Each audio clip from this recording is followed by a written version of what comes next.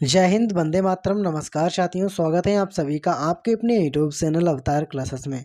आज के वीडियो में बात करेंगे भारतीय संविधान के महत्वपूर्ण अनुच्छेद। आज का टॉपिक आपके एग्जाम के लिए बहुत ही महत्वपूर्ण है।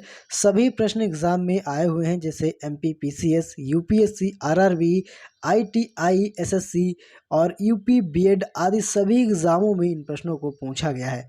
तो आप सभी लोग वीडियो को पूरा देखें, क्योंकि ये प्रश्न आपके आने वाले एग्जाम में भी रिपीट हो सकते हैं।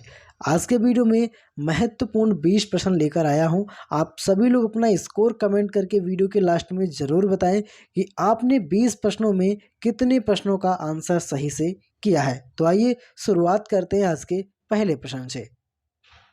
आज का पहला प्रश्न है, भारत के प्रत्येक नागरिक का कर्तव्य होगा प्राकृतिक पर्यावरण का संरक्षण एवं सुधार। ये कथन संविधान के किस अनुच्छेद में संदर्भित है? आपसे पूछा गया संविधान क्वेश्चन है कि भारत के प्रत्येक नागरिक का कर्तव्य होगा प्राकृतिक पर्यावरण का संरक्षण एवं सुधार। ये कथन संविधान के किस अनुच्छेद से संदर्भित है?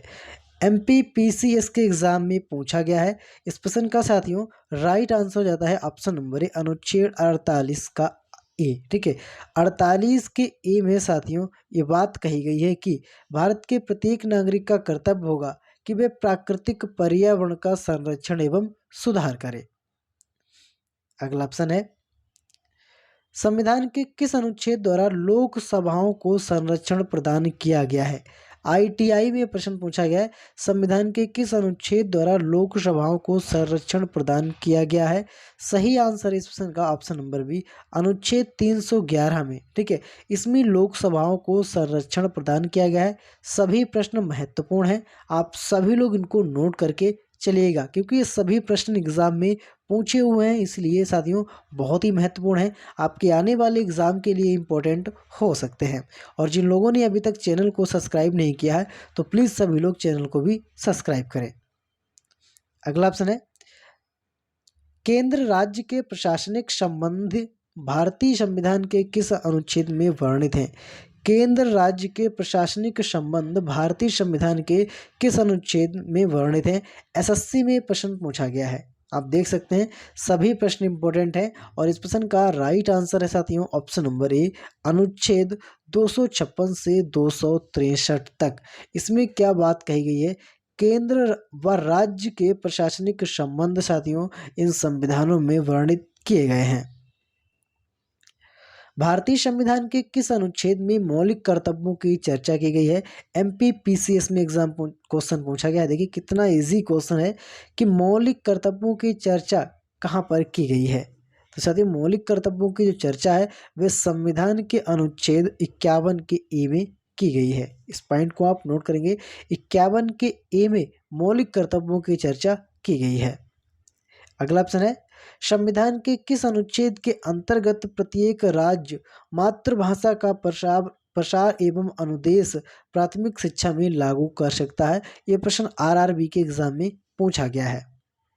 प्रत्येक राज्य मातृभाषा का प्रसार एवं अनुदेश प्राथमिक शिक्षा में लागू कर सकता है।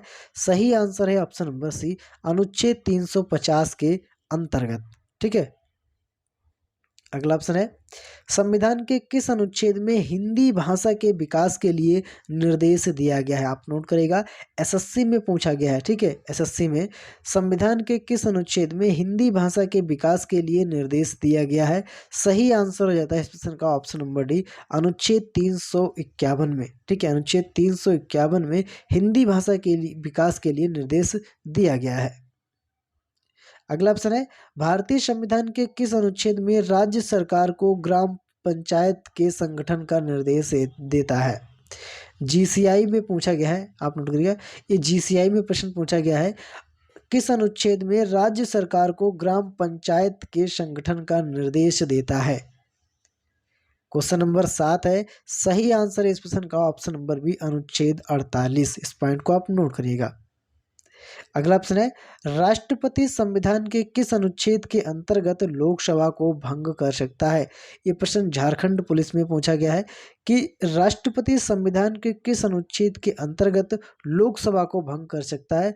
तो साथियों राष्ट्रपति इस साथियों किस अनुच्छेद के अंतर्गत भंग करता है? सही आंसर है ऑप्शन नंबर ए, अनुच्छेद 85 के अंतर्गत राष्ट्रपति संविधान में जो अनुच्छेद 185 है उसके अंतर्गत लोकसभा को भंग कर सकता है। अगला ऑप्शन है, संविधान के किस अनुच्छेद में संविधान के संशोधन की प्रक्रिया का उल्लेख है? इस पॉइंट को आप सभी लोग नोट करिएगा साथ, सभी लोग नोट करिएगा और सभी लोग इस प्रश्न का सही से आंसर दीजिएगा। ठीक है, संविधान के किस अनुच्छेद में संविधान के संशोधन की प्रक्रिया का उल्लेख है? आरआरबी के एग्जाम में प्रश्न पूछा गया है। राइट आंसर है ऑप्शन नंबर डी, अनुच्छेद 355 में संविधान के संशोधन की प्रक्रिया का उल्लेख किया गया है। मोस्ट इंपोर्टेंट पॉइंट है आपके एग्जाम के लिए, आप सभी लोग इनको नोट करके चलिएगा। संविधान के किस अनुच्छेद के अंतर्गत राष्ट्रपति आपातकाल की घोषणा करता है? आपसे पूछा गया है कि संविधान के किस अनुच्छेद के अंतर्गत राष्ट्रपति आपातकाल की घोषणा करता है? राइट आंसर है ऑप्शन नंबर ए, अनुच्छेद 252 के अंतर्गत राष्ट्रपति आपातकाल की घोषणा करता है। अगला ऑप्शन है, भारतीय संविधान के किस अनुच्छेद के अंतर्गत वित्त आयोग के गठन का प्रावधान है? आईटीआई में प्रश्न पूछा गया है, किस अनुच्छेद के अंतर्गत वित्त आयोग के गठन का प्रावधान है? सही आंसर है ऑप्शन नंबर बी, अनुच्छेद 249 के अंतर्गत। अनुच्छेद 249 के अंतर्गत साथियों आप नोट करिए, सॉरी राइट आंसर है अनुच्छेद 280 के अंतर्गत। ठीक है, अनुच्छेद 280 के अंतर्गत साथियों इसमें क्या दिया गया है? वित्त आयोग के गठन का प्रावधान बताया गया है।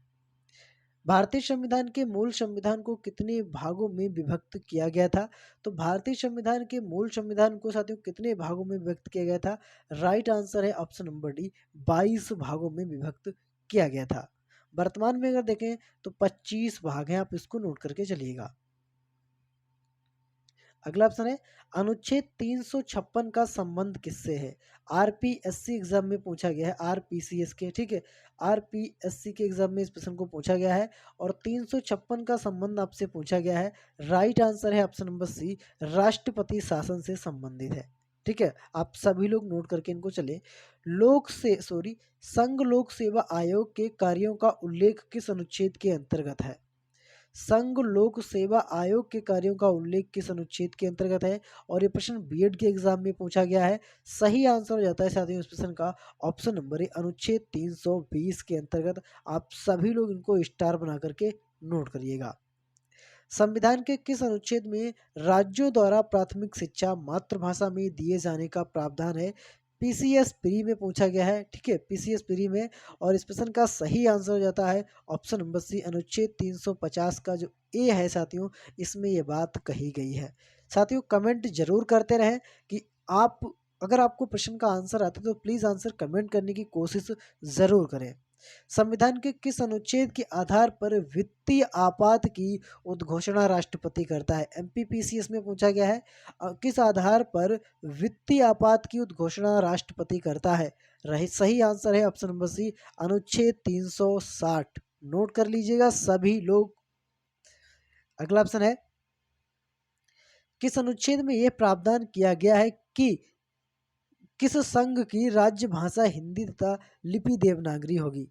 किस अनुच्छेद में यह प्रावधान किया गया है, किस संघ की राज्य भाषा हिंदी तथा लिपि देवनागरी होगी? राइट आंसर है option number V, right answer है ऑप्शन नंबर बी, अनुच्छेद 343 में। आप सभी लोग नोट करेगा क्योंकि ये सभी प्रश्न आपके एग्जाम में आए हुए हैं। सभी लोग कमेंट जरूर करें।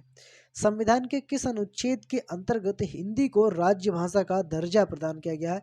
ये प्रश्न बीपीएससी के एग्जाम में पूछा गया है।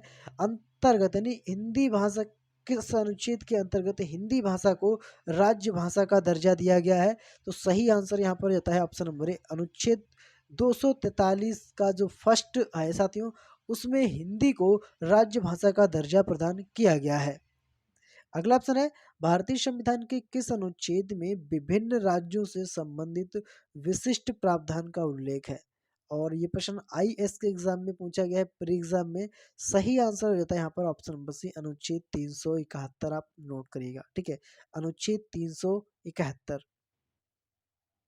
अगला ऑप्शन है, वर्तमान में भारतीय संविधान में कुल कितने भाग हैं? मोस्ट इंपॉर्टेंट पॉइंट है।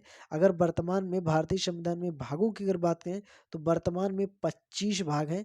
मूल संविधान में 22 भाग थे, ठीक है। अगर अनुच्छेदों की बात करें तो 395 वर्तमान में अनुच्छेद हैं, इसको नोट करिए। अनुसूचियों की बात करें संविधान में तो 12 अनुसूचियां हैं वर्तमान के संविधान में। मूल संविधान में देखें तो मूल संविधान में 8 अनुसूचियां थी, आप नोट करिएगा। साथियों, ये टॉपिक आपके एग्जाम के लिए बहुत ही इंपॉर्टेंट है। आप सभी लोग कमेंट करके हमको ज़रूर बताएं कि आपने इन 20 प्रश्नों में कितने प्रश्नों का सही से आंसर किया है। कमेंट करें और कमेंट करके ये भी बताएं साथियों कि आगे आप किस टॉपिक पर वीडियो चाहते हैं। हम उस टॉपिक पर आपके लिए वीडियो लाते रहेंगे। और साथियों, आप सभी लोग लाइक करें, कमेंट करें, वीडियो को ज़्यादा से ज़्यादा मित्रों में शेयर करें। और जिन लोगों ने चैनल को सब्सक्राइब नहीं किया तो प्लीज़ सभी लोग चैनल को सब्सक्राइब कर लीजिएगा। मिलता हूँ अगली वीडियो में, तब तक के लिए जय हिंद।